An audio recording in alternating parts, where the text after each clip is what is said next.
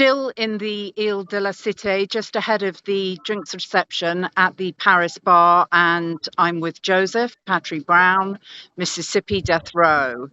Joesph, will you please talk Hello. about your book that you managed to write whilst on death row, where you still are? Yes, yes. Hello, hello. How are you? Very good. Um, How are you doing? Thank you. Good. Thank you for the opportunity. Um, I wrote a book that came out in January this year, 2026, Mhm. called "The Image They Had Painted." Um, this is a book where I detail my ordeal of coming through the system of capital punishment, along with other guys who I've known over the past 33 years of living on death row.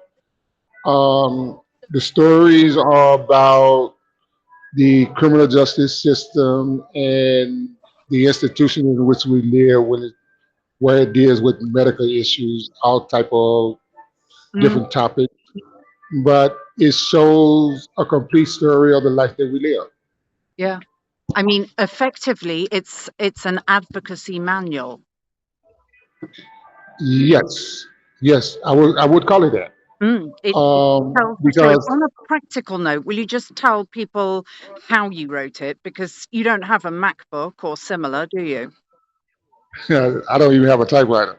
Mm, Um, so all of my writing is done by hand, pen and paper, right? yeah. And it took me approximately 2 years worth of writing to compile these stories.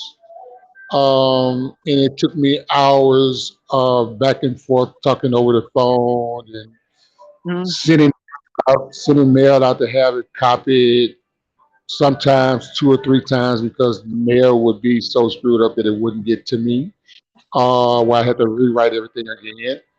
Um, it was um it was an ordeal, mm. but the end product to this book, I am very pleased with it You should be. Mississippi Mississippi is a closed society in which I live, and I Mm, wanted to open this world up to people. mm. It's an incredible achievement, and I mean, I've read all of your stuff, and it is a huge eye opener if people would like a better understanding of how incarcerated people live, particularly those enduring death row, where in a state where we've had so many exonerations, and we still have so many fighting wrongful convictions. You are, of course, one of those. What can you say about your case and those sorts of proceedings? Um, to use the words of the prosecutor in my case, is very convoluted, right? Mm, Um, I was framed for the robbery and murder of a store clerk in 1992. mm, Her name was Martha Day. Um, Law enforcement that investigated my case were involved in criminal and sexual activity with the prime suspect, who was my ex-girlfriend, my living girlfriend at the time.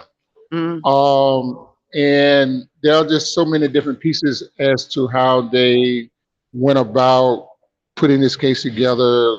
mm, I call it I call it fucking this case up. Excuse my language, mhm. my French, as they would say here.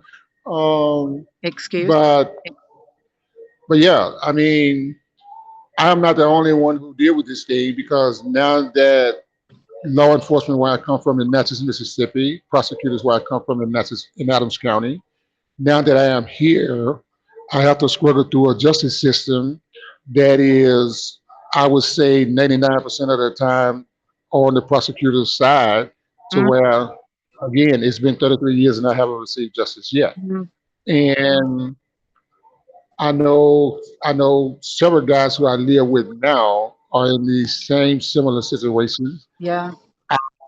I personally known the three guys who were exonerated between the years of 2017 and 2021, whom Mississippi and America at large do not talk about the, the capital punishment system inside of Mississippi because of that. Mm, So yeah, I mm, wrote a book. My stories mainly detail certain things, but I wanted people to get a look at what Mississippi looks like when it comes to capital punishment. Yeah, yeah, and I think it's important to as well. Your phrase, it's not really the Mississippi justice system, is it?